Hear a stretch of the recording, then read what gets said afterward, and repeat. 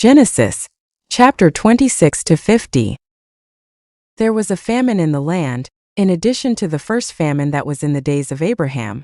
Isaac went to Abimelech king of the Philistines to Gerar. Yahweh appeared to him and said, "Don't go down into Egypt. Live in the land I will tell you about. Live in this land, and I will be with you and will bless you. For I will give to you, and to your offspring all these lands, and I will establish the oath which I swore to Abraham your father. I will multiply your offspring as the stars of the sky, and will give all these lands to your offspring.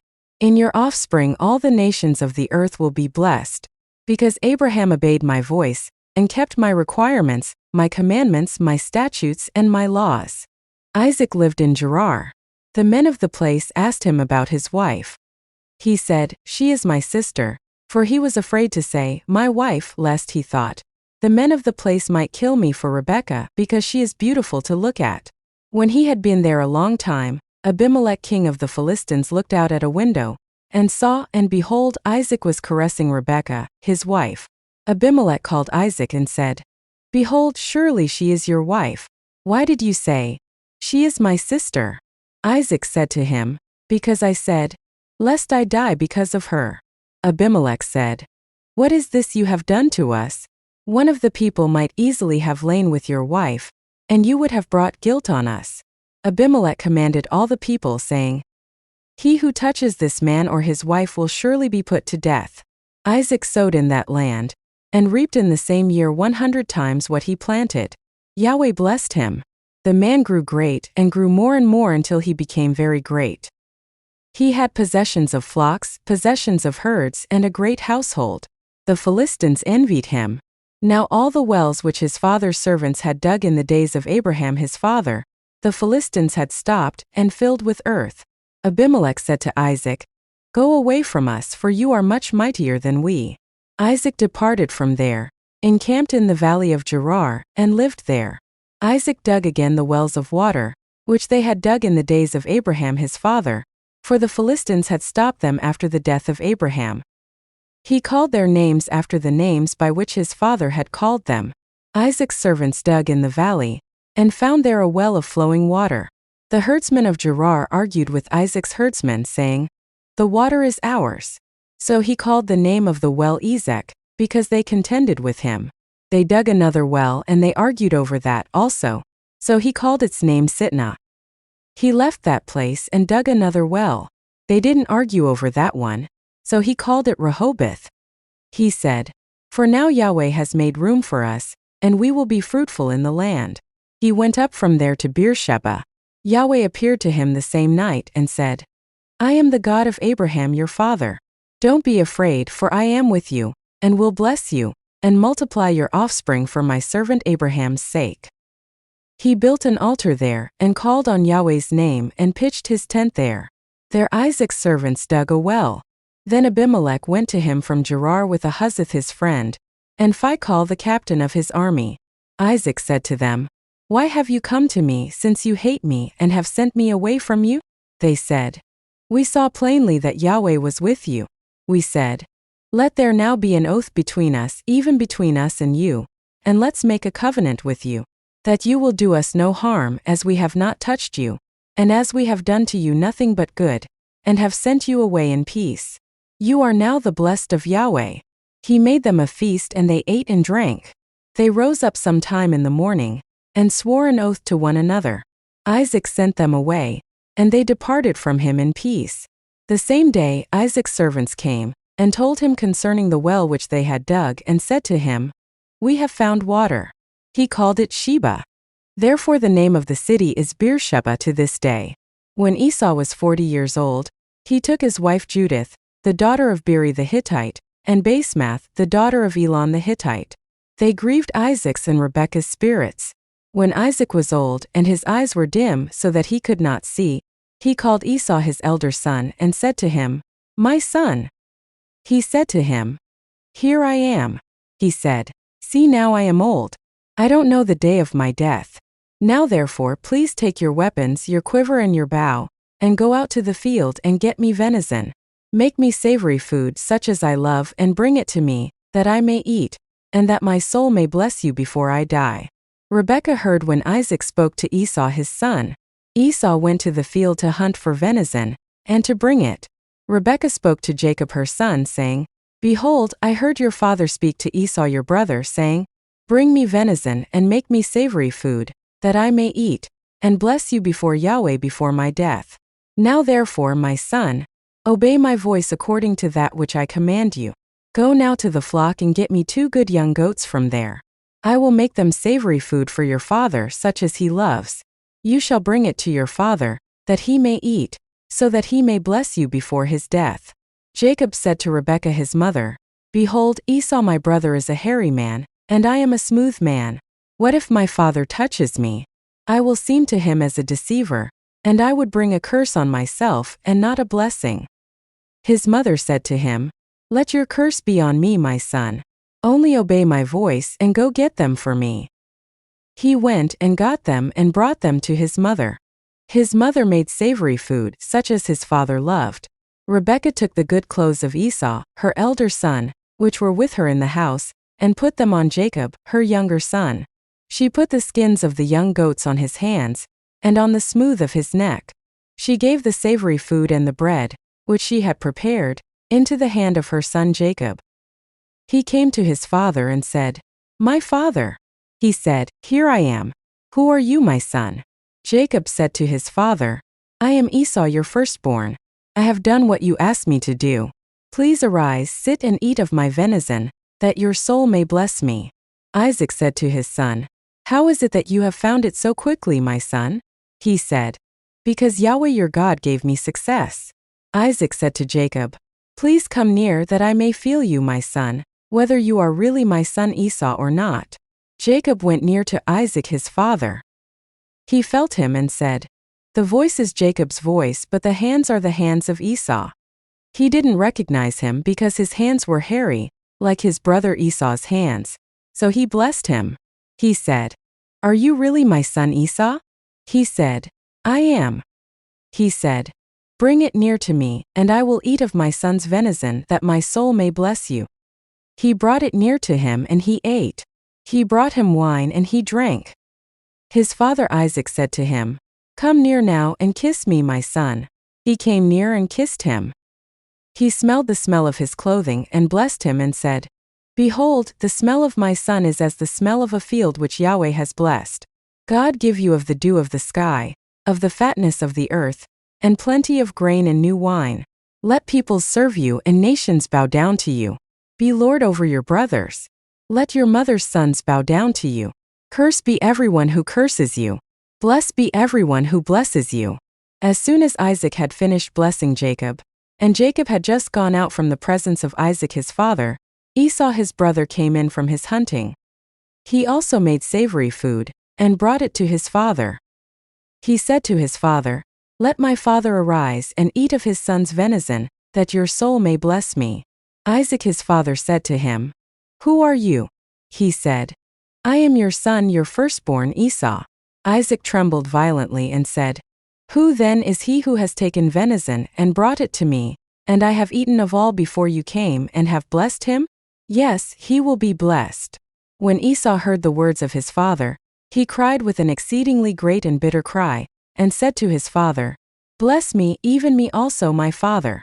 He said, Your brother came with deceit, and has taken away your blessing. He said, Isn't he rightly named Jacob? For he has supplanted me these 2 times. He took away my birthright. See, now he has taken away my blessing. He said, Haven't you reserved a blessing for me? Isaac answered Esau, Behold, I have made him your lord, and all his brothers I have given to him for servants. I have sustained him with grain and new wine. What then will I do for you, my son? Esau said to his father, Do you have just one blessing, my father? Bless me, even me also, my father. Esau lifted up his voice and wept. Isaac his father answered him, Behold, your dwelling will be of the fatness of the earth, and of the dew of the sky from above. You will live by your sword, and you will serve your brother. It will happen when you will break loose, that you will shake his yoke from off your neck. Esau hated Jacob because of the blessing with which his father blessed him. Esau said in his heart, The days of mourning for my father are at hand. Then I will kill my brother Jacob." The words of Esau, her elder son, were told to Rebekah. She sent and called Jacob, her younger son, and said to him, "Behold, your brother Esau comforts himself about you by planning to kill you. Now therefore, my son, obey my voice. Arise, flee to Laban my brother in Haran.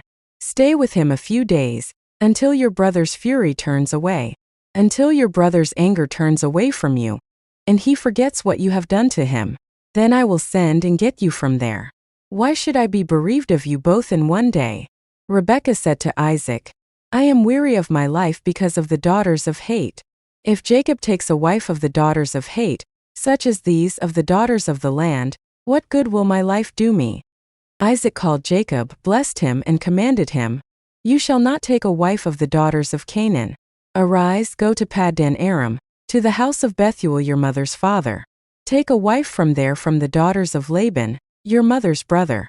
May God Almighty bless you, and make you fruitful, and multiply you, that you may be a company of peoples, and give you the blessing of Abraham, to you and to your offspring with you, that you may inherit the land where you travel, which God gave to Abraham." Isaac sent Jacob away. He went to Paddan Aram to Laban, son of Bethuel the Syrian, the brother of Rebekah, Jacob's and Esau's mother. Now Esau saw that Isaac had blessed Jacob and sent him away to Paddan Aram, to take him a wife from there, and that as he blessed him he gave him a command, saying, "You shall not take a wife of the daughters of Canaan." And that Jacob obeyed his father and his mother, and was gone to Paddan Aram. Esau saw that the daughters of Canaan didn't please Isaac, his father. So Esau went to Ishmael, and took, in addition to the wives that he had, Mahalath the daughter of Ishmael, Abraham's son, the sister of Nebaioth, to be his wife. Jacob went out from Beersheba and went toward Haran. He came to a certain place and stayed there all night because the sun had set. He took one of the stones of the place and put it under his head, and lay down in that place to sleep. He dreamed and saw a stairway set upon the earth, and its top reached to heaven. Behold, the angels of God were ascending and descending on it. Behold, Yahweh stood above it and said, "I am Yahweh, the God of Abraham your father, and the God of Isaac. I will give the land you lie on to you and to your offspring. Your offspring will be as the dust of the earth, and you will spread abroad to the west, and to the east, and to the north, and to the south. In you and in your offspring, all the families of the earth will be blessed. Behold, I am with you and will keep you wherever you go, and will bring you again into this land. For I will not leave you until I have done that which I have spoken of to you." Jacob awakened out of his sleep, and he said, "Surely Yahweh is in this place, and I didn't know it." He was afraid and said, "How awesome this place is! This is none other than God's house, and this is the gate of heaven." Jacob rose up early in the morning, and took the stone that he had put under his head, and set it up for a pillar, and poured oil on its top. He called the name of that place Bethel, but the name of the city was Luz at the first. Jacob vowed a vow, saying, "If God will be with me, and will keep me in this way that I go, and will give me bread to eat and clothing to put on, so that I come again to my father's house in peace, and Yahweh will be my God, then this stone which I have set up for a pillar will be God's house. Of all that you will give me I will surely give a tenth to you." Then Jacob went on his journey, and came to the land of the children of the east. He looked and saw a well in the field, and saw 3 flocks of sheep lying there by it. For out of that well they watered the flocks. The stone on the well's mouth was large. There all the flocks were gathered. They rolled the stone from the well's mouth and watered the sheep, and put the stone back on the well's mouth in its place. Jacob said to them, "My relatives, where are you from?" They said, "We are from Haran." He said to them, "Do you know Laban the son of Nahor?" They said, "We know him." He said to them, "Is it well with him?" They said, "It is well. See, Rachel his daughter is coming with the sheep." He said, "Behold, it is still the middle of the day, not time to gather the livestock together. Water the sheep and go and feed them." They said, "We can't until all the flocks are gathered together, and they roll the stone from the well's mouth. Then we will water the sheep." While he was yet speaking with them, Rachel came with her father's sheep, for she kept them. When Jacob saw Rachel the daughter of Laban, his mother's brother, and the sheep of Laban, his mother's brother, Jacob went near, and rolled the stone from the well's mouth, and watered the flock of Laban his mother's brother. Jacob kissed Rachel and lifted up his voice and wept. Jacob told Rachel that he was her father's relative, and that he was Rebekah's son. She ran and told her father. When Laban heard the news of Jacob, his sister's son, he ran to meet Jacob and embraced him and kissed him and brought him to his house. Jacob told Laban all these things. Laban said to him, "Surely you are my bone and my flesh." Jacob stayed with him for a month. Laban said to Jacob, "Because you are my relative, should you therefore serve me for nothing?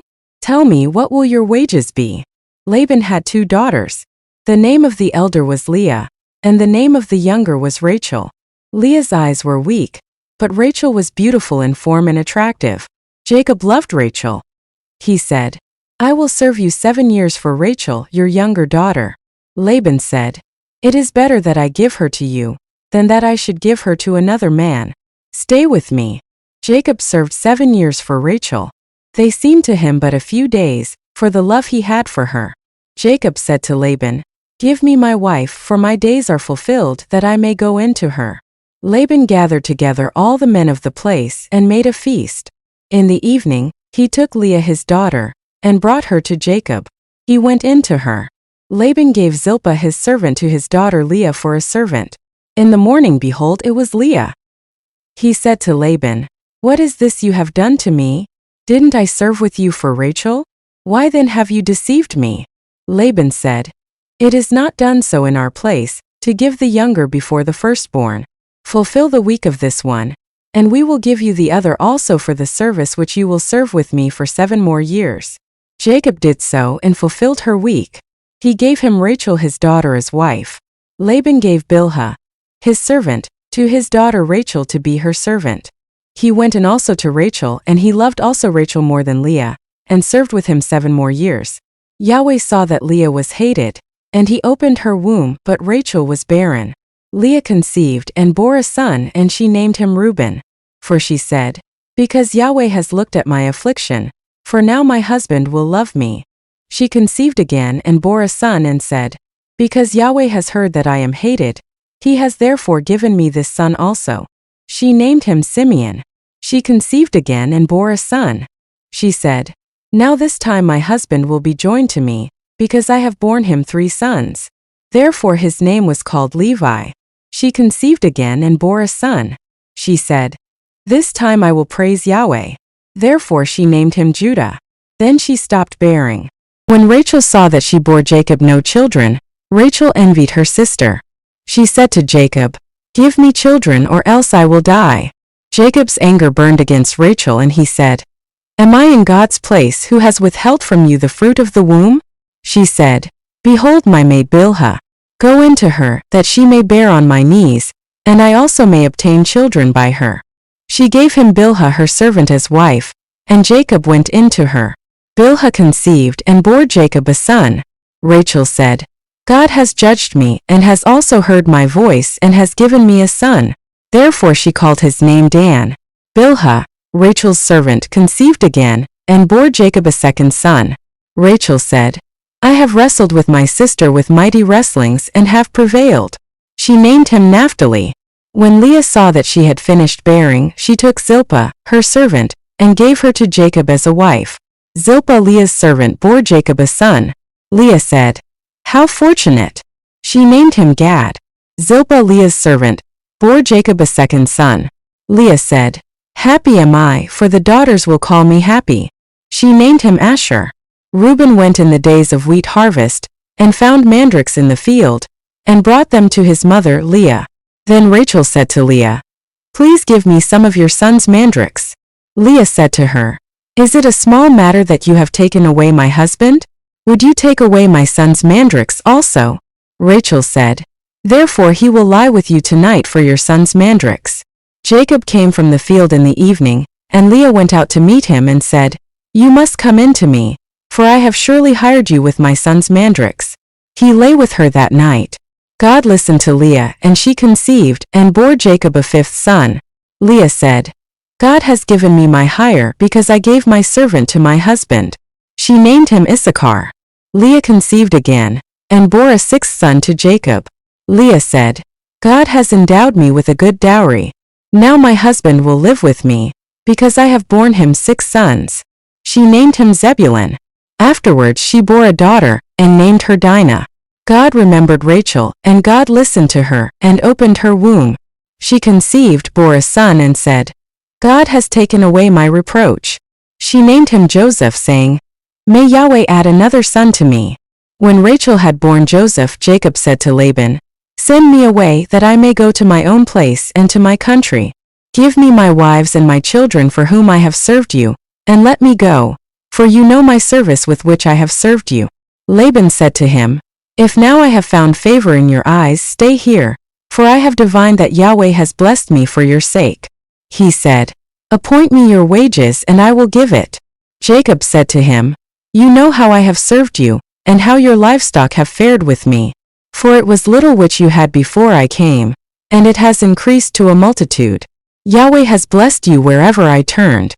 Now when will I provide for my own house also? Laban said, What shall I give you? Jacob said, You shall not give me anything. If you will do this thing for me, I will again feed your flock and keep it. I will pass through all your flock today, removing from there every speckled and spotted one, and every black one among the sheep, and the spotted and speckled among the goats. This will be my hire. So my righteousness will answer for me hereafter, when you come concerning my hire that is before you. Every one that is not speckled and spotted among the goats, and black among the sheep, that might be with me, will be considered stolen. Laban said, Behold, let it be according to your word. That day, he removed the male goats that were streaked and spotted, and all the female goats that were speckled and spotted, every one that had white in it, and all the black ones among the sheep, and gave them into the hand of his sons. He set 3 days' journey between himself and Jacob fed the rest of Laban's flocks. Jacob took to himself rods of fresh poplar, almond and plane tree, peeled white streaks in them, and made the white appear which was in the rods. He set the rods which he had peeled opposite the flocks in the watering troughs where the flocks came to drink. They conceived when they came to drink. The flocks conceived before the rods, and the flocks produced streaked, speckled, and spotted. Jacob separated the lambs, and set the faces of the flocks toward the streaked and all the black in Laban's flock. He put his own droves apart, and didn't put them into Laban's flock. Whenever the stronger of the flock conceived, Jacob laid the rods in front of the eyes of the flock in the watering troughs, that they might conceive among the rods. But when the flock were feeble, he didn't put them in. So the feebler were Laban's, and the stronger Jacob's. The man increased exceedingly, and had large flocks, female servants and male servants, and camels and donkeys. Jacob heard Laban's son's words, saying, Jacob has taken away all that was our father's. He has obtained all this wealth from that which was our father's. Jacob saw the expression on Laban's face, and behold, it was not toward him as before. Yahweh said to Jacob, Return to the land of your fathers, and to your relatives, and I will be with you. Jacob sent and called Rachel and Leah to the field to his flock, and said to them, I see the expression on your father's face, that it is not toward me as before, but the God of my father has been with me. You know that I have served your father with all of my strength. Your father has deceived me, and changed my wages 10 times, but God didn't allow him to hurt me. If he said, The speckled will be your wages, then all the flock bore speckled. If he said, The streaked will be your wages, then all the flock bore streaked. Thus God has taken away your father's livestock, and given them to me. During mating season I lifted up my eyes and saw in a dream, and behold, the male goats which leaped on the flock were streaked, speckled, and grizzled. The angel of God said to me in the dream, Jacob, and I said, Here I am. He said, Now lift up your eyes, and behold, all the male goats which leap on the flock are streaked, speckled, and grizzled, for I have seen all that Laban does to you. I am the God of Bethel, where you anointed a pillar, where you vowed a vow to me. Now arise, get out from this land, and return to the land of your birth. Rachel and Leah answered him, Is there yet any portion or inheritance for us in our father's house? Aren't we considered as foreigners by him? For he has sold us and has also used up our money. For all the riches which God has taken away from our father are ours and our children's. Now then, whatever God has said to you, do. Then Jacob rose up, and set his sons and his wives on the camels, and he took away all his livestock, and all his possessions which he had gathered, including the livestock which he had gained in Paddan Aram, to go to Isaac his father, to the land of Canaan. Now Laban had gone to shear his sheep, and Rachel stole the teraphim that were her father's. Jacob deceived Laban the Syrian, in that he didn't tell him that he was running away. So he fled with all that he had. He rose up, passed over the river, and set his face toward the mountain of Gilead. Laban was told on the third day that Jacob had fled. He took his relatives with him, and pursued him 7 days' journey. He overtook him in the mountain of Gilead. God came to Laban the Syrian in a dream of the night, and said to him, "Be careful that you don't speak to Jacob either good or bad." Laban caught up with Jacob. Now Jacob had pitched his tent in the mountain, and Laban with his relatives encamped in the mountain of Gilead. Laban said to Jacob, "What have you done that you have deceived me, and carried away my daughters like captives of the sword? Why did you flee secretly, and deceive me, and didn't tell me, that I might have sent you away with mirth and with songs, with tambourine and with harp, and didn't allow me to kiss my sons and my daughters? Now have you done foolishly. It is in the power of my hand to hurt you, but the God of your father spoke to me last night, saying, 'Be careful that you don't speak to Jacob either good or bad.' Now you want to be gone, because you greatly longed for your father's house. But why have you stolen my gods?" Jacob answered Laban, "Because I was afraid, for I said, 'Lest you should take your daughters from me by force.' Anyone you find your gods with shall not live. Before our relatives, discern what is yours with me, and take it." For Jacob didn't know that Rachel had stolen them. Laban went into Jacob's tent, into Leah's tent, and into the tent of the 2 female servants, but he didn't find them. He went out of Leah's tent, and entered into Rachel's tent. Now Rachel had taken the teraphim, put them in the camel's saddle, and sat on them. Laban felt around all the tent, but didn't find them. She said to her father, "Don't let my lord be angry that I can't rise up before you, for I'm having my period." He searched but didn't find the teraphim. Jacob was angry and argued with Laban. Jacob answered Laban, "What is my trespass? What is my sin that you have hotly pursued me? Now that you have felt around in all my stuff, what have you found of all your household stuff? Set it here before my relatives and your relatives, that they may judge between us two. These 20 years I have been with you. Your ewes and your female goats have not cast their young, and I haven't eaten the rams of your flocks. That which was torn of animals I didn't bring to you. I bore its loss. Of my hand you required it, whether stolen by day or stolen by night. This was my situation. In the day the drought consumed me, and the frost by night, and my sleep fled from my eyes. These 20 years I have been in your house. I served you 14 years for your 2 daughters, and 6 years for your flock, and you have changed my wages 10 times. Unless the God of my father, the God of Abraham, and the fear of Isaac, had been with me, surely now you would have sent me away empty. God has seen my affliction and the labor of my hands, and rebuked you last night." Laban answered Jacob, "The daughters are my daughters, the children are my children, the flocks are my flocks, and all that you see is mine. What can I do today to these my daughters, or to their children whom they have borne? Now come, let's make a covenant, you and I. Let it be for a witness between me and you." Jacob took a stone and set it up for a pillar. Jacob said to his relatives, "Gather stones." They took stones and made a heap. They ate there by the heap. Laban called it Jegar-sahadutha, but Jacob called it Galeed. Laban said, "This heap is witness between me and you today." Therefore it was named Galeed. And Mizpah, for he said, "Yahweh watch between me and you, when we are absent one from another. If you afflict my daughters, or if you take wives in addition to my daughters, no man is with us. Behold, God is witness between me and you." Laban said to Jacob, "See this heap and see the pillar which I have set between me and you.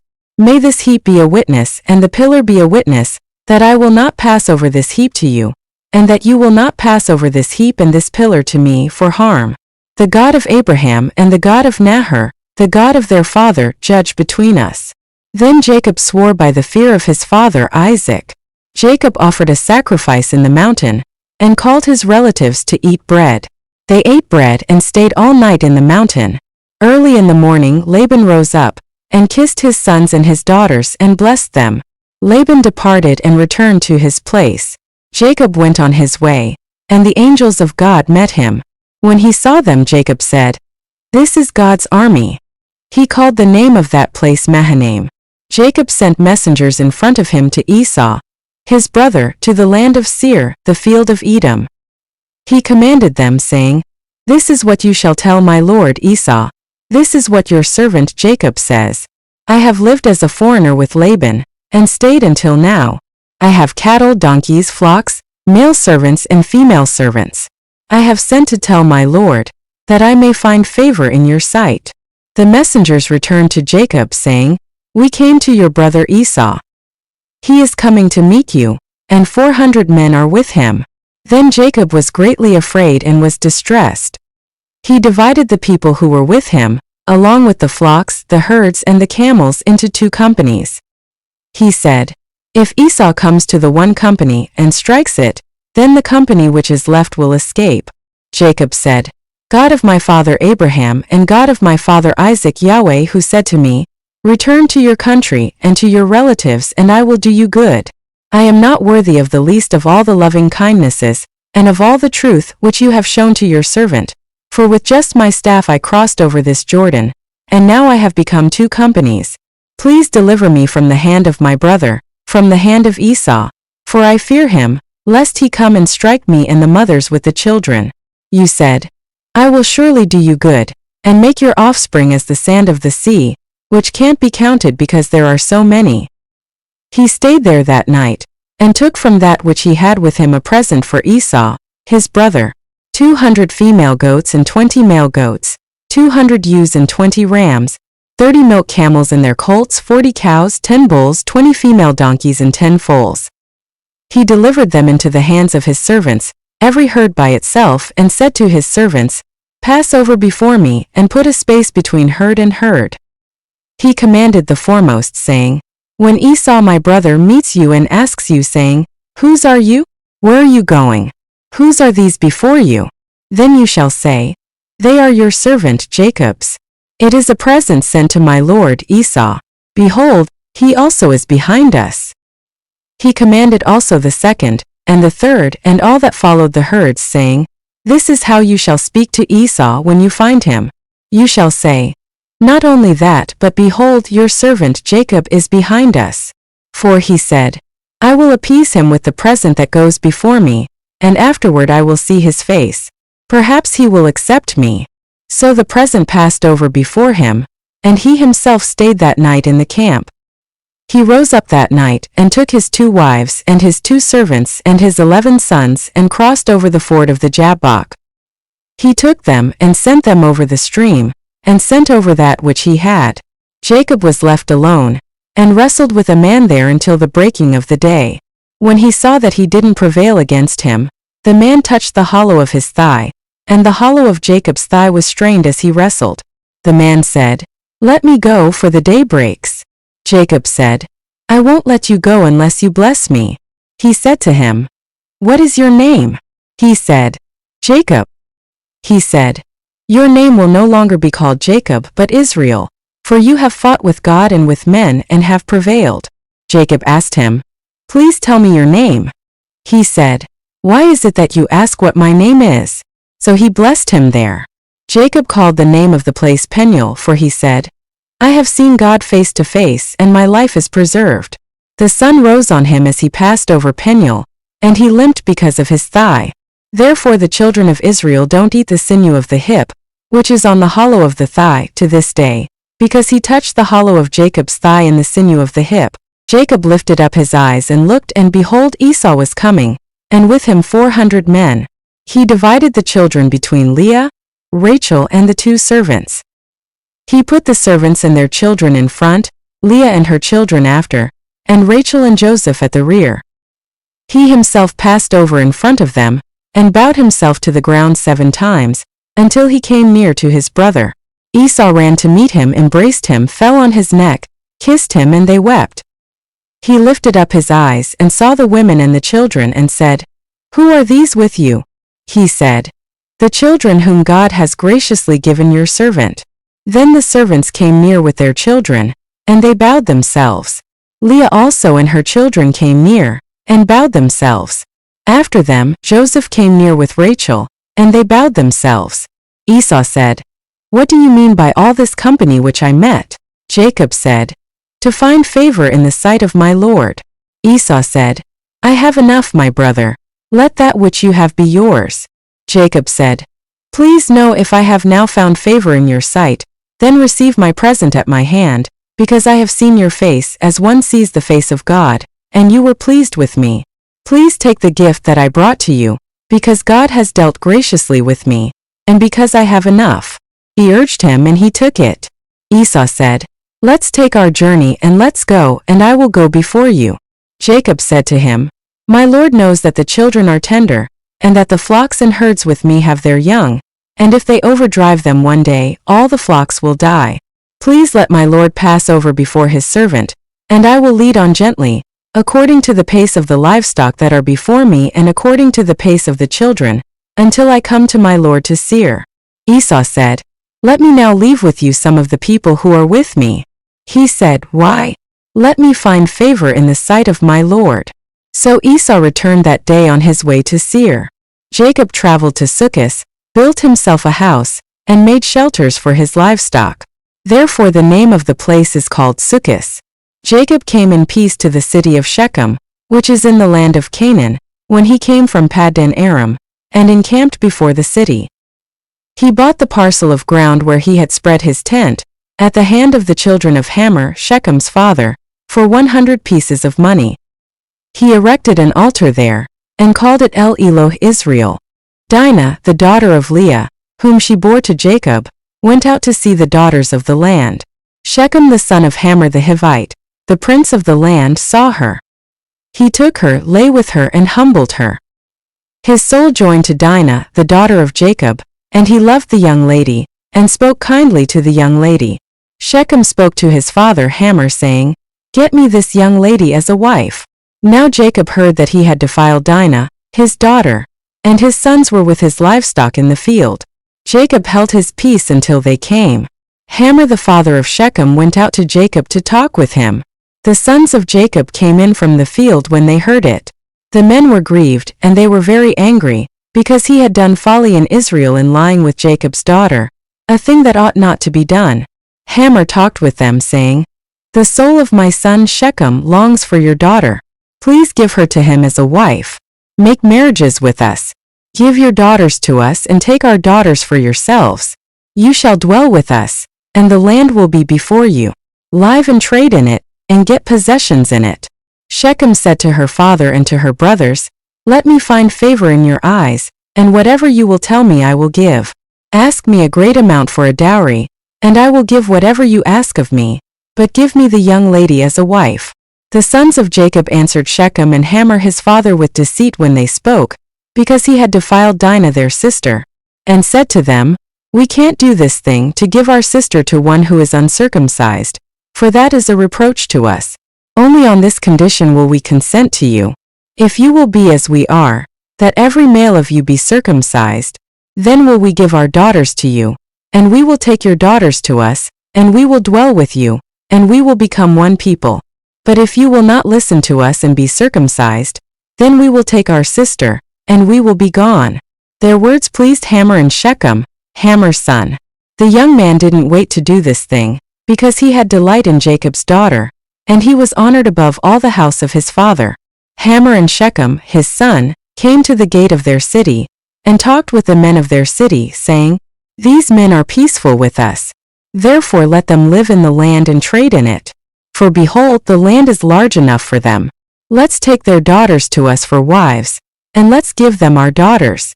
Only on this condition will the men consent to us to live with us, to become one people, if every male among us is circumcised as they are circumcised. Won't their livestock and their possessions and all their animals be ours? Only let's give our consent to them, and they will dwell with us."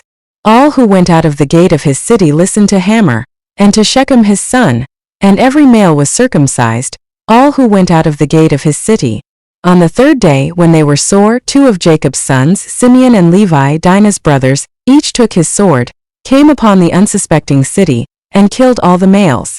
They killed Hamor and Shechem his son with the edge of the sword, and took Dinah out of Shechem's house and went away. Jacob's sons came on the dead, and plundered the city, because they had defiled their sister. They took their flocks, their herds, their donkeys, that which was in the city, that which was in the field, and all their wealth. They took captive all their little ones and their wives, and took as plunder everything that was in the house. Jacob said to Simeon and Levi, "You have troubled me to make me odious to the inhabitants of the land, among the Canaanites and the Perizzites. I am few in number. They will gather themselves together against me and strike me, and I will be destroyed, I and my house." They said, "Should he deal with our sister as with a prostitute?" God said to Jacob, "Arise, go up to Bethel and live there. Make there an altar to God, who appeared to you when you fled from the face of Esau your brother." Then Jacob said to his household and to all who were with him, "Put away the foreign gods that are among you, purify yourselves and change your garments. Let's arise and go up to Bethel. I will make there an altar to God, who answered me in the day of my distress, and was with me on the way which I went." They gave to Jacob all the foreign gods which were in their hands, and the rings which were in their ears, and Jacob hid them under the oak which was by Shechem. They traveled, and a terror of God was on the cities that were around them, and they didn't pursue the sons of Jacob. So Jacob came to Luz, that is Bethel, which is in the land of Canaan, he and all the people who were with him.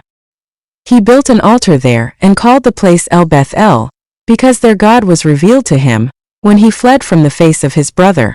Deborah, Rebekah's nurse, died, and she was buried below Bethel under the oak, and its name was called Allon-Bacuth. God appeared to Jacob again, when he came from Paddan Aram, and blessed him. God said to him, "Your name is Jacob. Your name shall not be Jacob any more, but your name will be Israel." He named him Israel. God said to him, "I am God Almighty. Be fruitful and multiply. A nation and a company of nations will be from you, and kings will come out of your body. The land which I gave to Abraham and Isaac, I will give it to you, and to your offspring after you I will give the land." God went up from him in the place where he spoke with him. Jacob set up a pillar in the place where he spoke with him, a pillar of stone. He poured out a drink offering on it and poured oil on it. Jacob called the name of the place where God spoke with him, Bethel. They traveled from Bethel. There was still some distance to come to Ephrath, and Rachel travailed. She had hard labor. When she was in hard labor, the midwife said to her, "Don't be afraid, for now you will have another son." As her soul was departing, for she died, she named him Benoni, but his father named him Benjamin. Rachel died, and was buried on the way to Ephrath, also called Bethlehem. Jacob set up a pillar on her grave. The same is the pillar of Rachel's grave to this day. Israel traveled, and spread his tent beyond the tower of Eder. While Israel lived in that land, Reuben went and lay with Bilhah, his father's concubine, and Israel heard of it. Now the sons of Jacob were 12. The sons of Leah: Reuben, Jacob's firstborn; Simeon, Levi, Judah, Issachar, and Zebulun. The sons of Rachel: Joseph and Benjamin. The sons of Bilhah: Rachel's servant Dan and Naphtali. The sons of Zilpah: Leah's servant Gad and Asher. These are the sons of Jacob, who were born to him in Paddan Aram. Jacob came to Isaac his father to Mamre to Kiriath Arba, which is Hebron, where Abraham and Isaac lived as foreigners. The days of Isaac were 180 years. Isaac gave up the spirit and died, and was gathered to his people, old and full of days. Esau and Jacob, his sons, buried him. Now this is the history of the generations of Esau, that is, Edom. Esau took his wives from the daughters of Canaan: Adah the daughter of Elon the Hittite, and Oholibamah the daughter of Anna, the daughter of Zibeon the Hivite, and Basemath Ishmael's daughter, sister of Nebaioth. Adah bore to Esau Eliphaz. Basemath bore Ruel. Oholibamah bore Jush, Jalam, and Korah. These are the sons of Esau, who were born to him in the land of Canaan. Esau took his wives, his sons, his daughters, and all the members of his household, with his livestock, all his animals, and all his possessions, which he had gathered in the land of Canaan, and went into a land away from his brother Jacob. For their substance was too great for them to dwell together, and the land of their travels couldn't bear them because of their livestock. Esau lived in the hill country of Seir. Esau is Edom. This is the history of the generations of Esau, the father of the Edomites in the hill country of Seir. These are the names of Esau's sons: Eliphaz, the son of Adah, the wife of Esau, and Ruel, the son of Basemath, the wife of Esau. The sons of Eliphaz were Taman, Omar, Zepho, and Gatam, and Kenaz. Timnah was concubine to Eliphaz, Esau's son, and she bore to Eliphaz Amalek. These are the descendants of Adah, Esau's wife. These are the sons of Ruel: Nahath, Zerah, Shammah, and Mizah. These were the descendants of Basemath, Esau's wife. These were the sons of Oholibamah, the daughter of Anah, the daughter of Zibeon, Esau's wife. She bore to Esau Jush, Jalam, and Korah. These are the chiefs of the sons of Esau, the sons of Eliphaz, the firstborn of Esau: Chief Taman, Chief Omar, Chief Zepho, Chief Kenaz, Chief Korah, Chief Gatam, Chief Amalek. These are the chiefs who came of Eliphaz in the land of Edom. These are the sons of Adah. These are the sons of Ruel, Esau's son: Chief Nahath, Chief Zerah, Chief Shammah, Chief Mizah. These are the chiefs who came of Ruel in the land of Edom. These are the sons of Basemath, Esau's wife.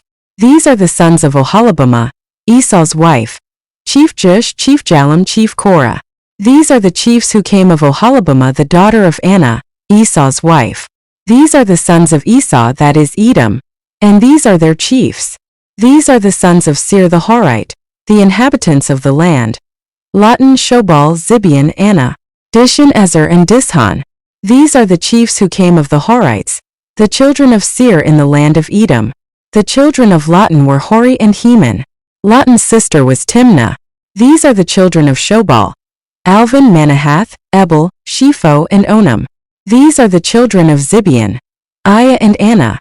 This is Anah who found the hot springs in the wilderness, as he fed the donkeys of Zibeon his father. These are the children of Anah: Dishon and Oholibamah, the daughter of Anah. These are the children of Dishon: Hemdan, Eshban, Ithran, and Cheran.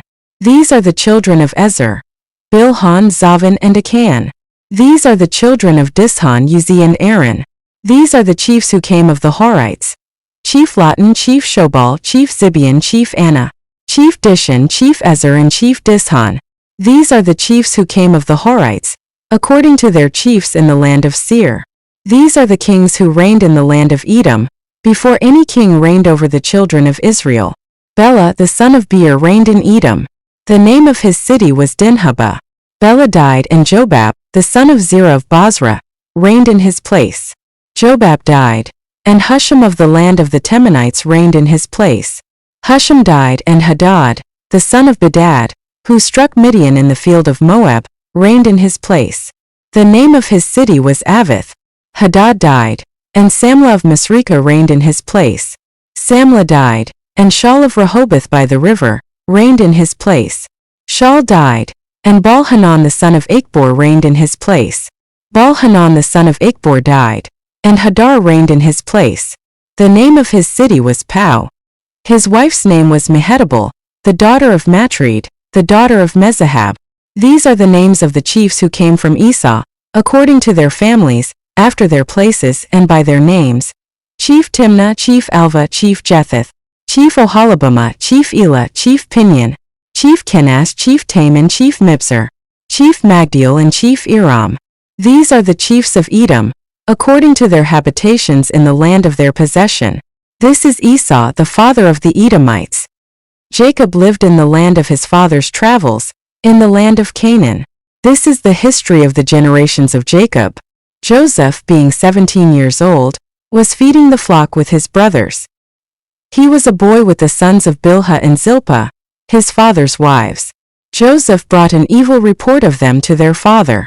Now Israel loved Joseph more than all his children, because he was the son of his old age, and he made him a tunic of many colors. His brothers saw that their father loved him more than all his brothers, and they hated him, and couldn't speak peaceably to him. Joseph dreamed a dream, and he told it to his brothers, and they hated him all the more. He said to them, "Please hear this dream which I have dreamed. For behold, we were binding sheaves in the field, and behold, my sheaf arose and also stood upright. And behold, your sheaves came around and bowed down to my sheaf." His brothers asked him, "Will you indeed reign over us? Will you indeed have dominion over us?" They hated him all the more for his dreams and for his words. He dreamed yet another dream and told it to his brothers and said, "Behold, I have dreamed yet another dream, and behold, the sun and the moon and 11 stars bowed down to me." He told it to his father and to his brothers. His father rebuked him and said to him, "What is this dream that you have dreamed? Will I and your mother and your brothers indeed come to bow ourselves down to the earth before you?" His brothers envied him, but his father kept this saying in mind. His brothers went to feed their father's flock in Shechem. Israel said to Joseph, "Aren't your brothers feeding the flock in Shechem? Come, and I will send you to them." He said to him, "Here I am." He said to him, "Go now, see whether it is well with your brothers and well with the flock, and bring me word again." So he sent him out of the valley of Hebron, and he came to Shechem. A certain man found him, and behold, he was wandering in the field. The man asked him, "What are you looking for?" He said, "I am looking for my brothers. Tell me please where they are feeding the flock." The man said, "They have left here, for I heard them say, 'Let's go to Dothan.'" Joseph went after his brothers, and found them in Dothan. They saw him afar off, and before he came near to them, they conspired against him to kill him. They said to one another, "Behold, this dreamer comes. Come now therefore, and let's kill him, and cast him into one of the pits, and we will say, 'An evil animal has devoured him.' We will see what will become of his dreams." Reuben heard it, and delivered him out of their hand, and said, "Let's not take his life." Reuben said to them, "Shed no blood. Throw him into this pit that is in the wilderness, but lay no hand on him, that he might deliver him out of their hand, to restore him to his father." When Joseph came to his brothers, they stripped Joseph of his tunic, the tunic of many colors that was on him, and they took him and threw him into the pit. The pit was empty. There was no water in it. They sat down to eat bread, and they lifted up their eyes and looked, and saw a caravan of Ishmaelites was coming from Gilead, with their camels bearing spices and balm and myrrh, going to carry it down to Egypt. Judah said to his brothers, "What profit is it if we kill our brother and conceal his blood? Come and let's sell him to the Ishmaelites, and not let our hand be on him, for he is our brother, our flesh." His brothers listened to him. Midianites who were merchants passed by, and they drew and lifted up Joseph out of the pit, and sold Joseph to the Ishmaelites for 20 pieces of silver. The merchants brought Joseph into Egypt. Reuben returned to the pit, and saw that Joseph wasn't in the pit, and he tore his clothes. He returned to his brothers and said, "The child is no more, and where will I go?" They took Joseph's tunic and killed a male goat, and dipped the tunic in the blood. They took the tunic of many colors, and they brought it to their father and said, "We have found this. Examine it now, and see if it is your son's tunic or not." He recognized it and said, "It is my son's tunic. An evil animal has devoured him. Joseph is without doubt torn in pieces." Jacob tore his clothes and put sackcloth on his waist, and mourned for his son many days.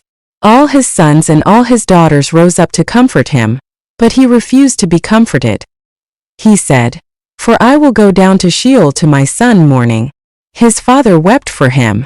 The Midianites sold him into Egypt to Potiphar, an officer of Pharaoh's, the captain of the guard.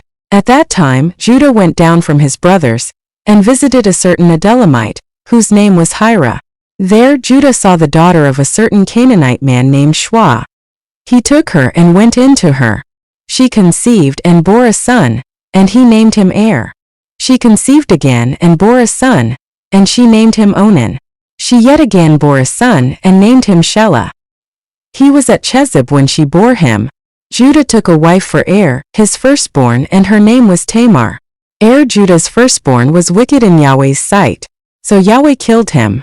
Judah said to Onan, "Go in to your brother's wife and perform the duty of a husband's brother to her, and raise up offspring for your brother." Onan knew that the offspring wouldn't be his, and when he went in to his brother's wife, he spilled his semen on the ground, lest he should give offspring to his brother. The thing which he did was evil in Yahweh's sight, and he killed him also.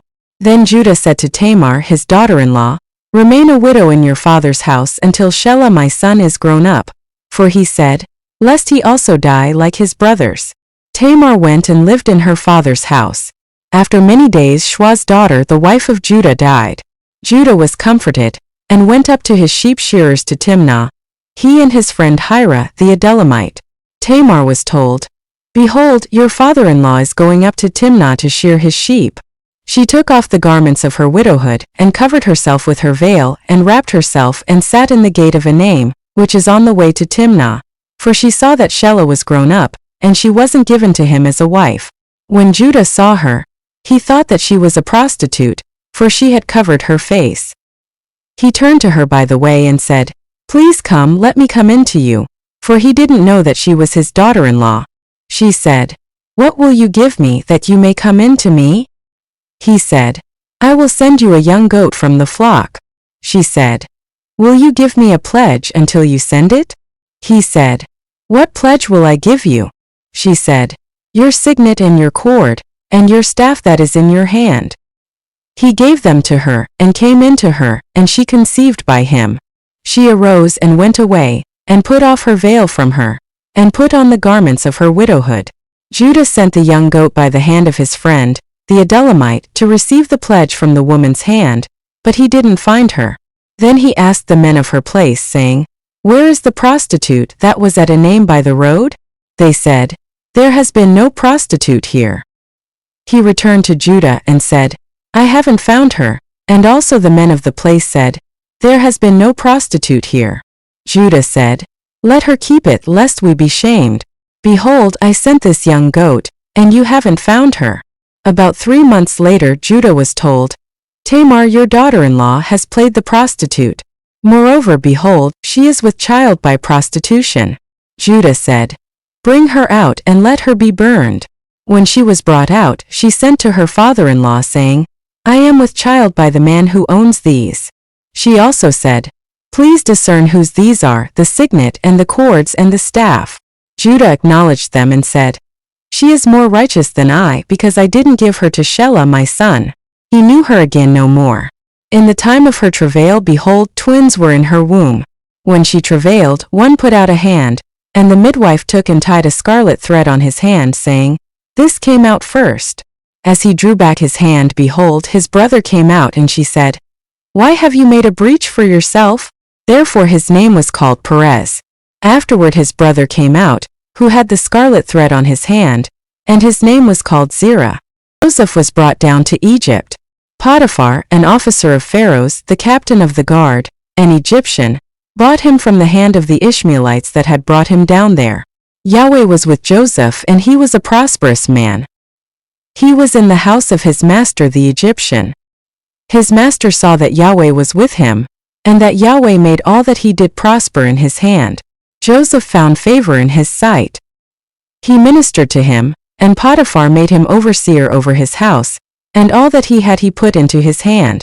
From the time that he made him overseer in his house, and over all that he had, Yahweh blessed the Egyptian's house for Joseph's sake. Yahweh's blessing was on all that he had, in the house and in the field. He left all that he had in Joseph's hand. He didn't concern himself with anything, except for the food which he ate. Joseph was well built and handsome. After these things, his master's wife set her eyes on Joseph, and she said, "Lie with me." But he refused and said to his master's wife, "Behold, my master doesn't know what is with me in the house, and he has put all that he has into my hand. No one is greater in this house than I am, and he has not kept back anything from me but you, because you are his wife. How then can I do this great wickedness, and sin against God?" As she spoke to Joseph day by day, he didn't listen to her, to lie by her, or to be with her. About this time, he went into the house to do his work, and there were none of the men of the house inside. She caught him by his garment, saying, "Lie with me." He left his garment in her hand and ran outside. When she saw that he had left his garment in her hand, and had run outside, she called to the men of her house and spoke to them, saying, "Behold, he has brought a Hebrew into us to mock us. He came in to me to lie with me, and I cried with a loud voice. When he heard that I lifted up my voice and cried, he left his garment by me and ran outside. She laid up his garment by her, until his master came home. She spoke to him according to these words, saying, The Hebrew servant, whom you have brought to us, came in to me to mock me. And as I lifted up my voice and cried, he left his garment by me and ran outside. When his master heard the words of his wife which she spoke to him, saying, This is what your servant did to me, his wrath was kindled.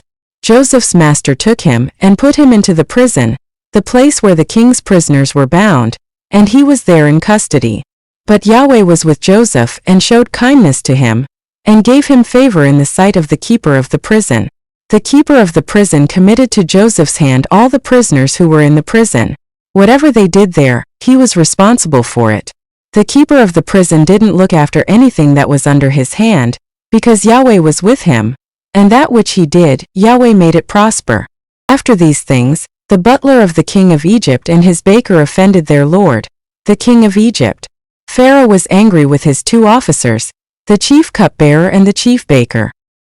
He put them in custody in the house of the captain of the guard, into the prison, the place where Joseph was bound. The captain of the guard assigned them to Joseph, and he took care of them. They stayed in prison many days. They both dreamed a dream, each man his dream in one night, each man according to the interpretation of his dream, the cupbearer and the baker of the king of Egypt, who were bound in the prison. Joseph came in to them in the morning and saw them and saw that they were sad. He asked Pharaoh's officers who were with him in custody in his master's house, saying, Why do you look so sad today? They said to him, We have dreamed a dream, and there is no one who can interpret it. Joseph said to them, Don't interpretations belong to God? Please tell it to me.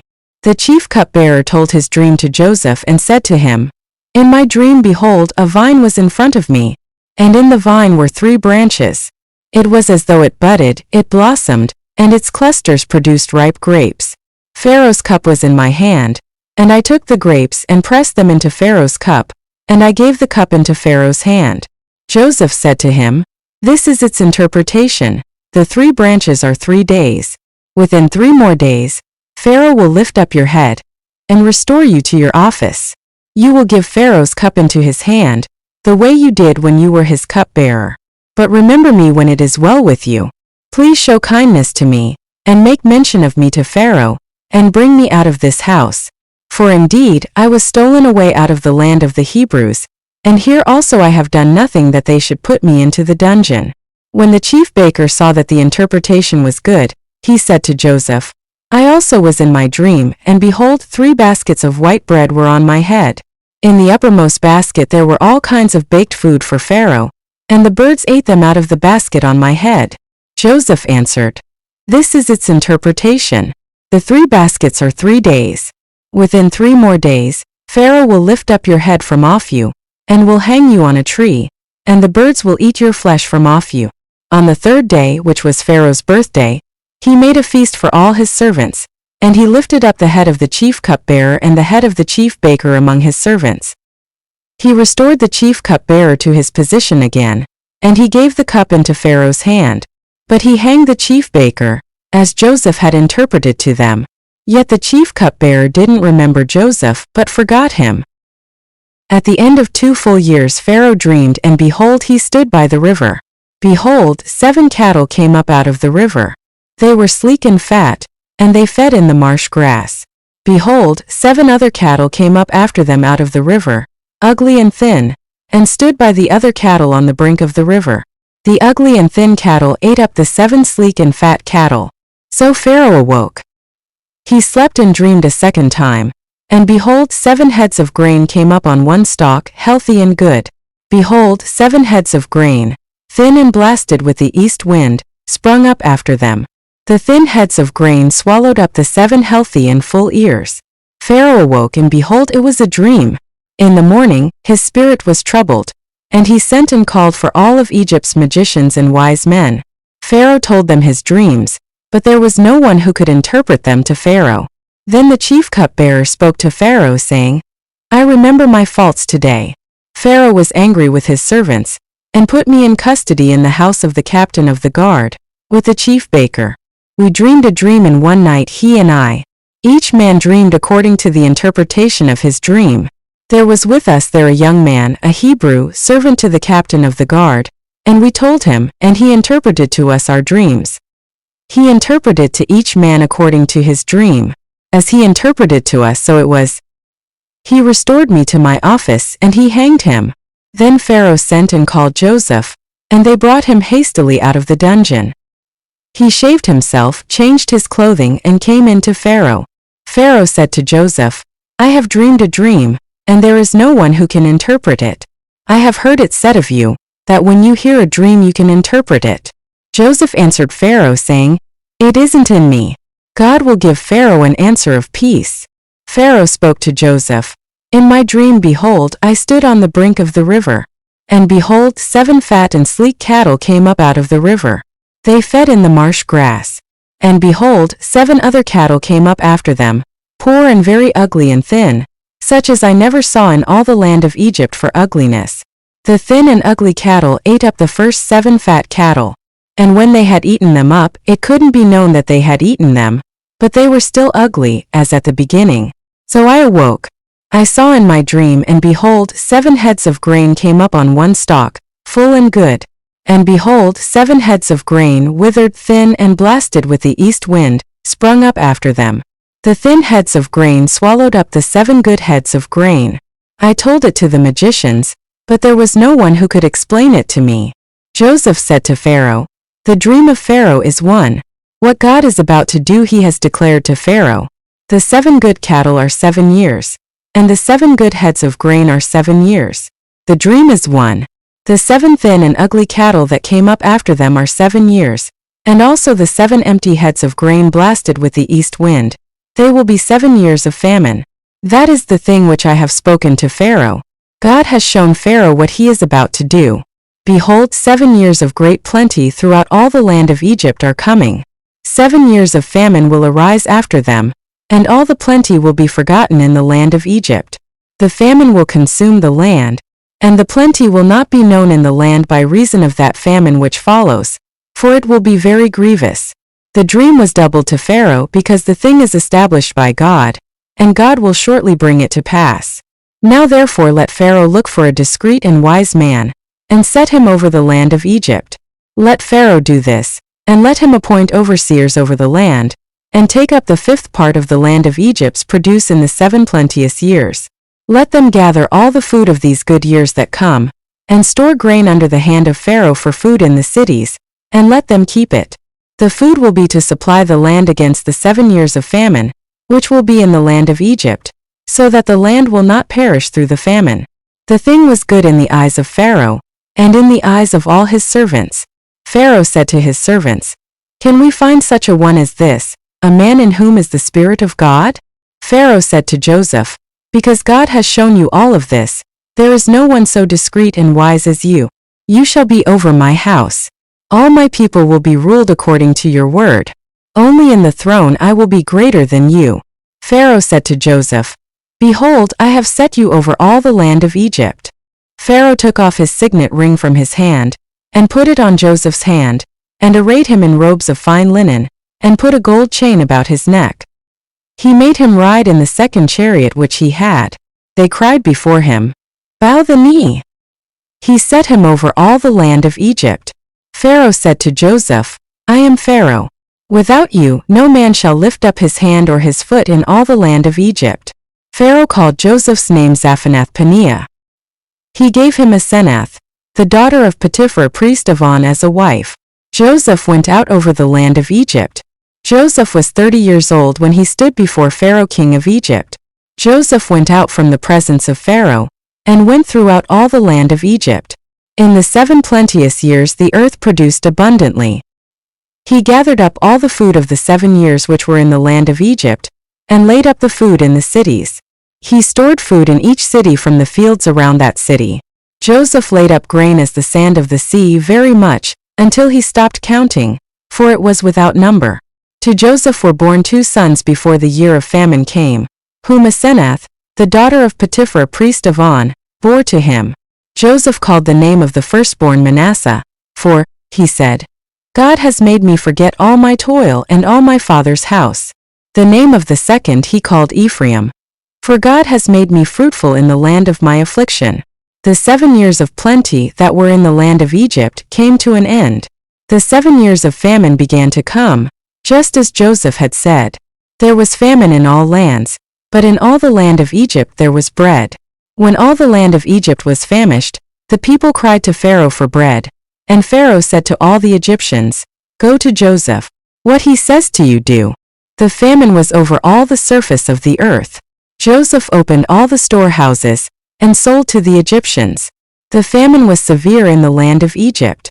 All countries came into Egypt to Joseph to buy grain, because the famine was severe in all the earth. Now Jacob saw that there was grain in Egypt, and Jacob said to his sons, "Why do you look at one another?" He said, "Behold, I have heard that there is grain in Egypt. Go down there and buy for us from there, so that we may live and not die." Joseph's 10 brothers went down to buy grain from Egypt. But Jacob didn't send Benjamin, Joseph's brother, with his brothers, for he said, "Lest perhaps harm happen to him." The sons of Israel came to buy among those who came, for the famine was in the land of Canaan. Joseph was the governor over the land. It was he who sold to all the people of the land. Joseph's brothers came and bowed themselves down to him with their faces to the earth. Joseph saw his brothers, and he recognized them, but acted like a stranger to them and spoke roughly with them. He said to them, "Where did you come from?" They said, "From the land of Canaan to buy food." Joseph recognized his brothers, but they didn't recognize him. Joseph remembered the dreams which he dreamed about them and said to them, "You are spies. You have come to see the nakedness of the land." They said to him, "No, my lord, but your servants have come to buy food. We are all one man's sons, we are honest men. Your servants are not spies." He said to them, "No, but you have come to see the nakedness of the land." They said, "We, your servants, are 12 brothers, the sons of one man in the land of Canaan. And behold, the youngest is today with our father, and one is no more." Joseph said to them, "It is like I told you, saying, 'You are spies.' By this you shall be tested. By the life of Pharaoh, you shall not go out from here, unless your youngest brother comes here. Send one of you and let him get your brother, and you shall be bound, that your words may be tested, whether there is truth in you, or else by the life of Pharaoh surely you are spies." He put them all together into custody for 3 days. Joseph said to them the 3rd day, "Do this and live, for I fear God. If you are honest men, then let one of your brothers be bound in your prison. But you go, carry grain for the famine of your houses. Bring your youngest brother to me. So will your words be verified, and you won't die." They did so. They said to one another, "We are certainly guilty concerning our brother, in that we saw the distress of his soul, when he begged us, and we wouldn't listen. Therefore this distress has come upon us." Reuben answered them, saying, "Didn't I tell you, saying, 'Don't sin against the child,' and you wouldn't listen? Therefore also behold, his blood is required." They didn't know that Joseph understood them, for there was an interpreter between them. He turned himself away from them and wept. Then he returned to them and spoke to them, and took Simeon from among them, and bound him before their eyes. Then Joseph gave a command to fill their bags with grain, and to restore each man's money into his sack, and to give them food for the way. So it was done to them. They loaded their donkeys with their grain, and departed from there. As one of them opened his sack to give his donkey food in the lodging place, he saw his money. Behold, it was in the mouth of his sack. He said to his brothers, "My money is restored. Behold, it is in my sack." Their hearts failed them, and they turned trembling to one another, saying, "What is this that God has done to us?" They came to Jacob their father, to the land of Canaan, and told him all that had happened to them, saying, "The man, the lord of the land, spoke roughly with us, and took us for spies of the country. We said to him, 'We are honest men. We are no spies. We are 12 brothers, sons of our father. One is no more, and the youngest is today with our father in the land of Canaan.' The man, the lord of the land, said to us, 'By this I will know that you are honest men.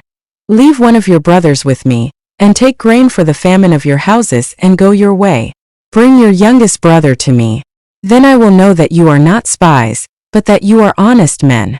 So I will deliver your brother to you, and you shall trade in the land.'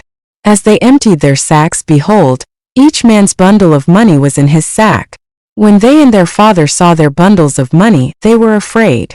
Jacob, their father, said to them, You have bereaved me of my children. Joseph is no more, Simeon is no more, and you want to take Benjamin away. All these things are against me. Reuben spoke to his father, saying, Kill my 2 sons if I don't bring him to you. Entrust him to my care, and I will bring him to you again. He said, My son shall not go down with you, for his brother is dead, and he only is left.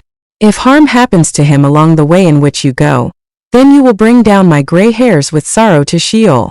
The famine was severe in the land. When they had eaten up the grain which they had brought out of Egypt, their father said to them, Go again, buy us a little more food. Judah spoke to him, saying, The man solemnly warned us, saying, You shall not see my face unless your brother is with you. If you'll send our brother with us, we'll go down and buy you food. But if you don't send him, we won't go down, for the man said to us, You shall not see my face unless your brother is with you. Israel said, Why did you treat me so badly, telling the man that you had another brother? They said, The man asked directly concerning ourselves and concerning our relatives, saying, Is your father still alive? Have you another brother? We just answered his questions. Is there any way we could know that he would say, Bring your brother down? Judah said to Israel his father, Send the boy with me, and we'll get up and go, so that we may live and not die, both we and you and also our little ones. I'll be collateral for him. From my hand will you require him. If I don't bring him to you, and set him before you, then let me bear the blame forever. For if we hadn't delayed, surely we would have returned a second time by now. Their father Israel said to them, If it must be so, then do this. Take from the choice fruits of the land in your bags, and carry down a present for the man, a little balm, a little honey, spices and myrrh, nuts and almonds. And take double money in your hand, and take back the money that was returned in the mouth of your sacks. Perhaps it was an oversight. Take your brother also, get up and return to the man. May God Almighty give you mercy before the man, that he may release to you your other brother and Benjamin. If I am bereaved of my children, I am bereaved. The men took that present, and they took double money in their hand and Benjamin, and got up, went down to Egypt, and stood before Joseph. When Joseph saw Benjamin with them, he said to the steward of his house, Bring the men into the house, and butcher an animal and prepare, for the men will dine with me at noon. The man did as Joseph commanded, and the man brought the men to Joseph's house. The men were afraid because they were brought to Joseph's house, and they said, Because of the money that was returned in our sacks the first time we're brought in, that he may seek occasion against us, attack us, and seize us as slaves along with our donkeys. They came near to the steward of Joseph's house, and they spoke to him at the door of the house, and said, Oh my lord, we indeed came down the first time to buy food. When we came to the lodging place, we opened our sacks, and behold, each man's money was in the mouth of his sack, our money in full weight. We have brought it back in our hand. We have brought down other money in our hand to buy food. We don't know who put our money in our sacks. He said, Peace be to you. Don't be afraid. Your God, and the God of your father, has given you treasure in your sacks. I received your money. He brought Simeon out to them. The man brought the men into Joseph's house, and gave them water, and they washed their feet. He gave their donkeys fodder. They prepared the present for Joseph's coming at noon, for they heard that they should eat bread there. When Joseph came home, they brought him the present which was in their hand into the house, and bowed themselves down to the earth before him. He asked them of their welfare and said, Is your father well, the old man of whom you spoke? Is he yet alive? They said, Your servant our father is well. He is still alive. They bowed down humbly. He lifted up his eyes and saw Benjamin his brother, his mother's son, and said, Is this your youngest brother of whom you spoke to me? He said, God be gracious to you, my son. Joseph hurried, for his heart yearned over his brother, and he sought a place to weep. He entered into his room and wept there. He washed his face and came out. He controlled himself and said, Serve the meal.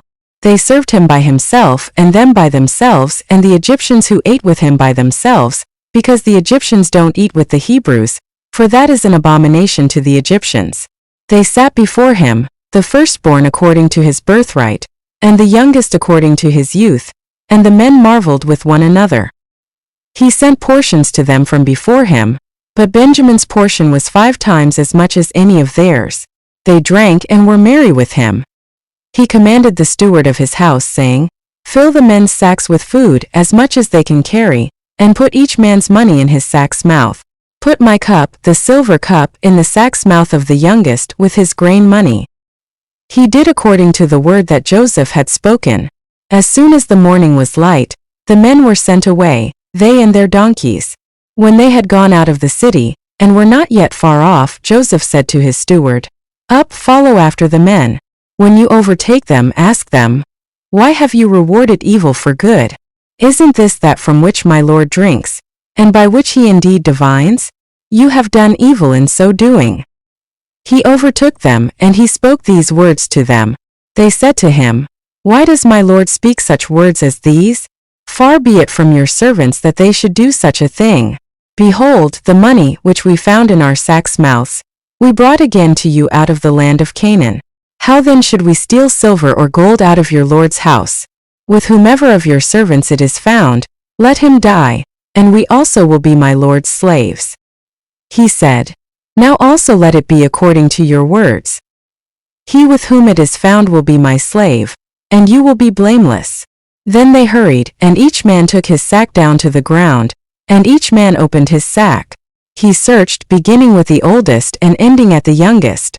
The cup was found in Benjamin's sack. Then they tore their clothes, and each man loaded his donkey, and returned to the city. Judah and his brothers came to Joseph's house, and he was still there. They fell on the ground before him. Joseph said to them, "What deed is this that you have done? Don't you know that such a man as I can indeed do divination?" Judah said, "What will we tell my Lord? What will we speak? How will we clear ourselves? God has found out the iniquity of your servants. Behold, we are my Lord's slaves, both we and he also in whose hand the cup is found." He said, "Far be it from me that I should do so. The man in whose hand the cup is found, he will be my slave.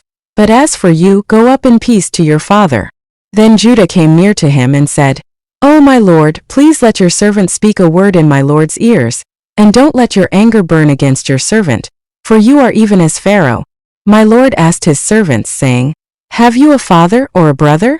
We said to my Lord, "We have a father, an old man, and a child of his old age, a little one, and his brother is dead, and he alone is left of his mother, and his father loves him.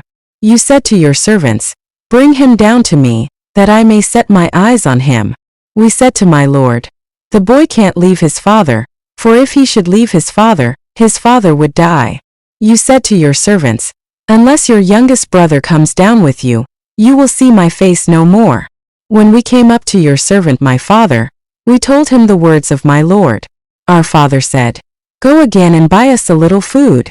We said, 'We can't go down. If our youngest brother is with us, then we will go down, for we may not see the man's face, unless our youngest brother is with us.' Your servant my father said to us, 'You know that my wife bore me 2 sons. One went out from me, and I said, Surely he is torn in pieces, and I haven't seen him since. If you take this one also from me, and harm happens to him, you will bring down my gray hairs with sorrow to Sheol. Now therefore when I come to your servant my father, and the boy is not with us, since his life is bound up in the boy's life, it will happen when he sees that the boy is no more that he will die. Your servants will bring down the gray hairs of your servant, our father, with sorrow to Sheol. For your servant became collateral for the boy to my father, saying, If I don't bring him to you, then I will bear the blame to my father forever. Now therefore, please let your servant stay instead of the boy, my lord's slave, and let the boy go up with his brothers. For how will I go up to my father, if the boy isn't with me? Lest I see the evil that will come on my father. Then Joseph couldn't control himself before all those who stood before him, and he called out, Cause everyone to go out from me. No one else stood with him, while Joseph made himself known to his brothers. He wept aloud. The Egyptians heard, and the house of Pharaoh heard. Joseph said to his brothers, I am Joseph. Does my father still live? His brothers couldn't answer him, for they were terrified at his presence. Joseph said to his brothers, Come near to me, please. They came near. He said, I am Joseph, your brother, whom you sold into Egypt. Now don't be grieved nor angry with yourselves, that you sold me here. For God sent me before you to preserve life. For these 2 years the famine has been in the land, and there are yet 5 years, in which there will be no plowing and no harvest. God sent me before you to preserve for you a remnant in the earth, and to save you alive by a great deliverance. So now it wasn't you who sent me here but God, and he has made me a father to Pharaoh, lord of all his house, and ruler over all the land of Egypt. Hurry and go up to my father and tell him, this is what your son Joseph says. God has made me lord of all Egypt. Come down to me. Don't wait. You shall dwell in the land of Goshen, and you will be near to me, you, your children, your children's children, your flocks, your herds, and all that you have. There I will provide for you. For there are yet 5 years of famine, lest you come to poverty, you and your household and all that you have. Behold, your eyes see, and the eyes of my brother Benjamin, that it is my mouth that speaks to you. You shall tell my father of all my glory in Egypt, and of all that you have seen. You shall hurry and bring my father down here. He fell on his brother Benjamin's neck and wept, and Benjamin wept on his neck. He kissed all his brothers and wept on them. After that his brothers talked with him. The report of it was heard in Pharaoh's house, saying, Joseph's brothers have come. It pleased Pharaoh well, and his servants. Pharaoh said to Joseph, tell your brothers, do this, load your animals and go travel to the land of Canaan. Take your father and your households and come to me, and I will give you the good of the land of Egypt, and you will eat the fat of the land. Now you are commanded to do this. Take wagons out of the land of Egypt for your little ones, and for your wives, and bring your father and come. Also, don't concern yourselves about your belongings, for the good of all the land of Egypt is yours. The sons of Israel did so. Joseph gave them wagons according to the commandment of Pharaoh, and gave them provision for the way. He gave each one of them changes of clothing, but to Benjamin he gave 300 pieces of silver and 5 changes of clothing. He sent the following to his father, 10 donkeys loaded with the good things of Egypt, and 10 female donkeys loaded with grain and bread and provision for his father by the way. So he sent his brothers away, and they departed. He said to them, see that you don't quarrel on the way. They went up out of Egypt, and came into the land of Canaan, to Jacob their father. They told him, saying, Joseph is still alive, and he is ruler over all the land of Egypt. His heart fainted, for he didn't believe them. They told him all the words of Joseph, which he had said to them. When he saw the wagons which Joseph had sent to carry him, the spirit of Jacob, their father, revived. Israel said, it is enough. Joseph my son is still alive. I will go and see him before I die. Then Joseph went in and told Pharaoh and said, my father and my brothers with their flocks, their herds, and all that they own, have come out of the land of Canaan, and behold, they are in the land of Goshen. From among his brothers he took 5 men, and presented them to Pharaoh. Pharaoh said to his brothers, what is your occupation? They said to Pharaoh, your servants are shepherds, both we and our fathers. They also said to Pharaoh, we have come to live as foreigners in the land, for there is no pasture for your servants' flocks. For the famine is severe in the land of Canaan. Now therefore, please let your servants dwell in the land of Goshen. Pharaoh spoke to Joseph, saying, your father and your brothers have come to you. The land of Egypt is before you. Make your father and your brothers dwell in the best of the land. Let them dwell in the land of Goshen. If you know any able men among them, then put them in charge of my livestock. Joseph brought in Jacob, his father, and set him before Pharaoh. And Jacob blessed Pharaoh. Pharaoh said to Jacob, how old are you?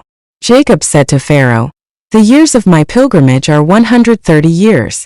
The days of the years of my life have been few and evil. They have not attained to the days of the years of the life of my fathers in the days of their pilgrimage. Jacob blessed Pharaoh, and went out from the presence of Pharaoh. Joseph placed his father and his brothers, and gave them a possession in the land of Egypt, in the best of the land in the land of Ramesses as Pharaoh had commanded. Joseph provided his father, his brothers, and all of his father's household with bread, according to the sizes of their families. There was no bread in all the land, for the famine was very severe, so that the land of Egypt and the land of Canaan fainted by reason of the famine. Joseph gathered up all the money that was found in the land of Egypt, and in the land of Canaan for the grain which they bought. And Joseph brought the money into Pharaoh's house. When the money was all spent in the land of Egypt, and in the land of Canaan, all the Egyptians came to Joseph and said, "Give us bread, for why should we die in your presence? For our money fails." Joseph said, "Give me your livestock, and I will give you food for your livestock if your money is gone."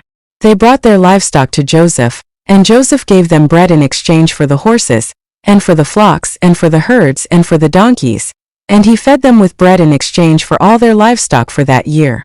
When that year was ended, they came to him the second year, and said to him, "We will not hide from my lord how our money is all spent, and the herds of livestock are my lord's. There is nothing left in the sight of my lord, but our bodies and our lands. Why should we die before your eyes, both we and our land? Buy us and our land for bread, and we and our land will be servants to Pharaoh. Give us seed that we may live and not die, and that the land won't be desolate." So Joseph bought all the land of Egypt for Pharaoh, for every man of the Egyptians sold his field, because the famine was severe on them, and the land became Pharaoh's. As for the people, he moved them to the cities from one end of the border of Egypt even to the other end of it. Only he didn't buy the land of the priests, for the priests had a portion from Pharaoh, and ate their portion which Pharaoh gave them. That is why they didn't sell their land. Then Joseph said to the people, "Behold, I have bought you and your land today for Pharaoh. Behold, here is seed for you, and you shall sow the land. It will happen at the harvests that you shall give a fifth to Pharaoh, and 4 parts will be your own, for seed of the field, for your food, for them of your households, and for food for your little ones." They said, "You have saved our lives. Let us find favor in the sight of my lord, and we will be Pharaoh's servants." Joseph made it a statute concerning the land of Egypt to this day, that Pharaoh should have the fifth. Only the land of the priests alone didn't become Pharaoh's. Israel lived in the land of Egypt, in the land of Goshen, and they got themselves possessions therein, and were fruitful and multiplied exceedingly. Jacob lived in the land of Egypt 17 years. So the days of Jacob, the years of his life, were 147 years.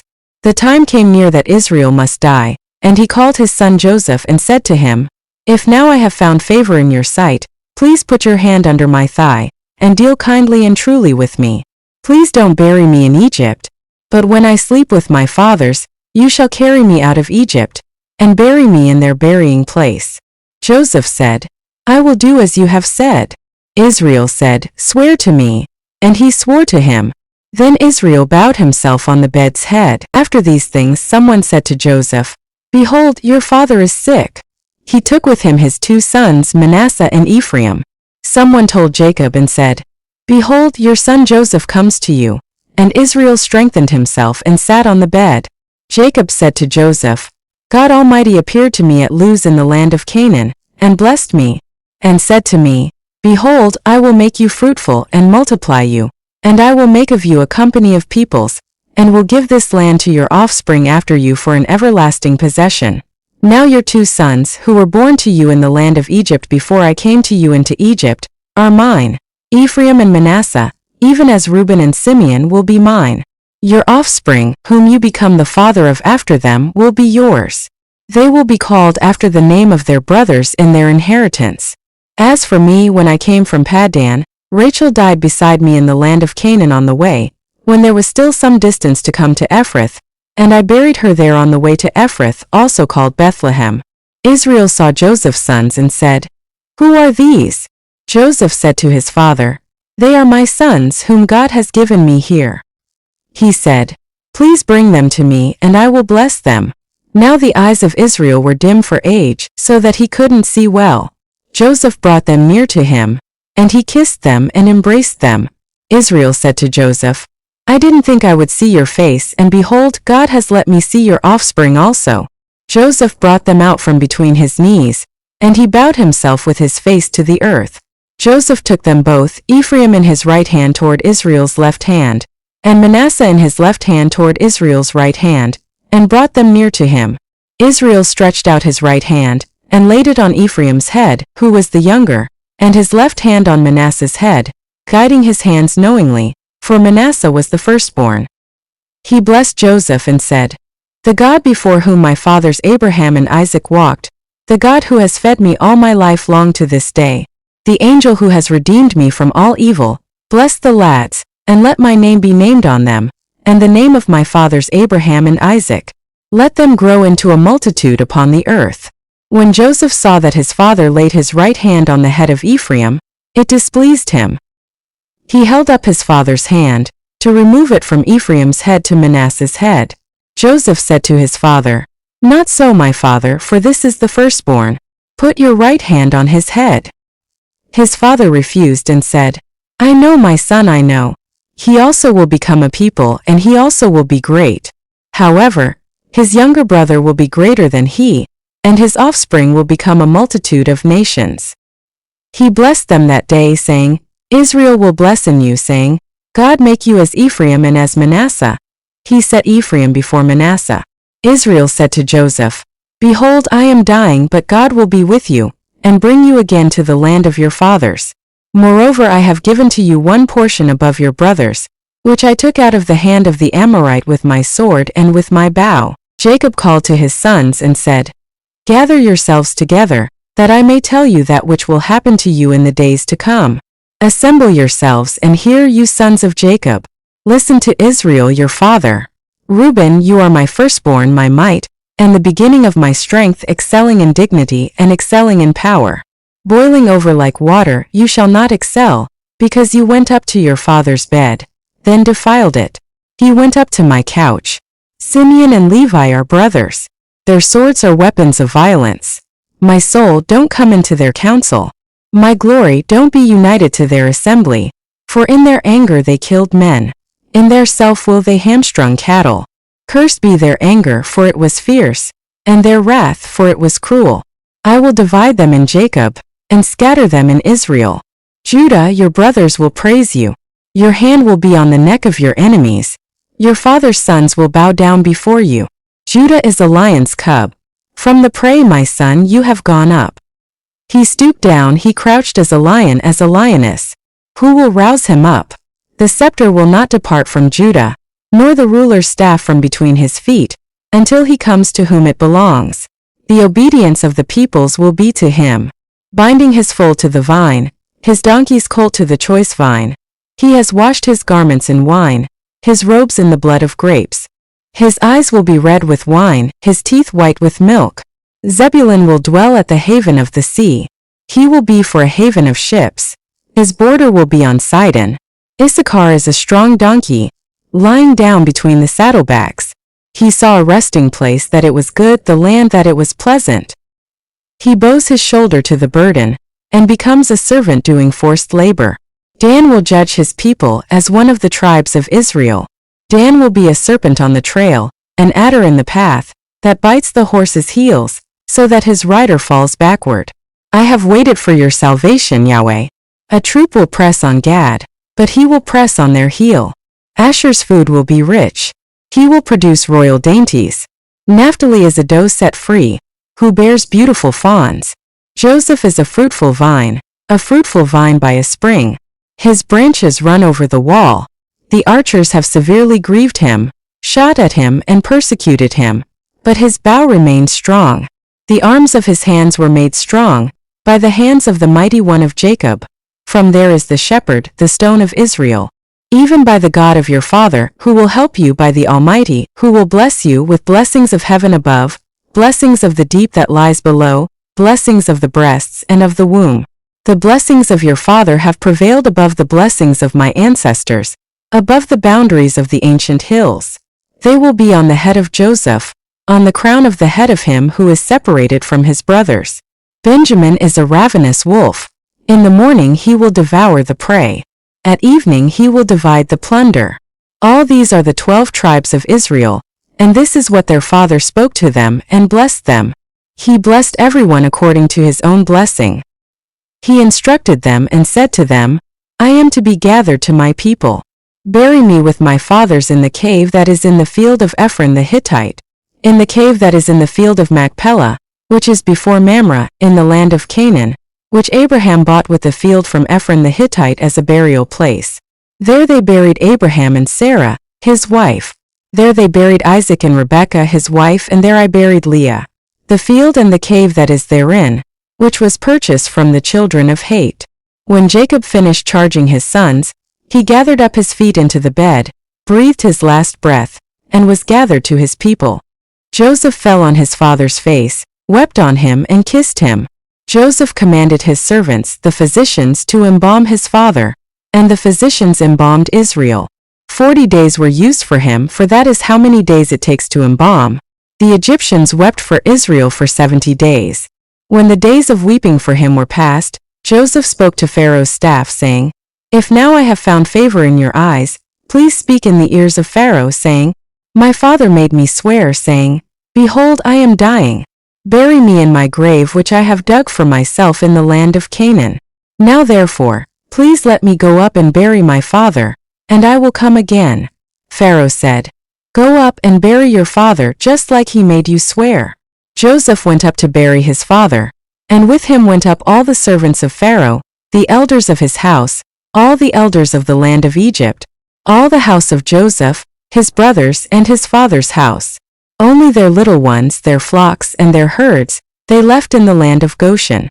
Both chariots and horsemen went up with him. It was a very great company. They came to the threshing floor of Atad, which is beyond the Jordan, and there they lamented with a very great and severe lamentation. He mourned for his father 7 days. When the inhabitants of the land, the Canaanites, saw the mourning in the floor of Atad, they said, This is a grievous mourning by the Egyptians. Therefore its name was called Abel Mizraim, which is beyond the Jordan.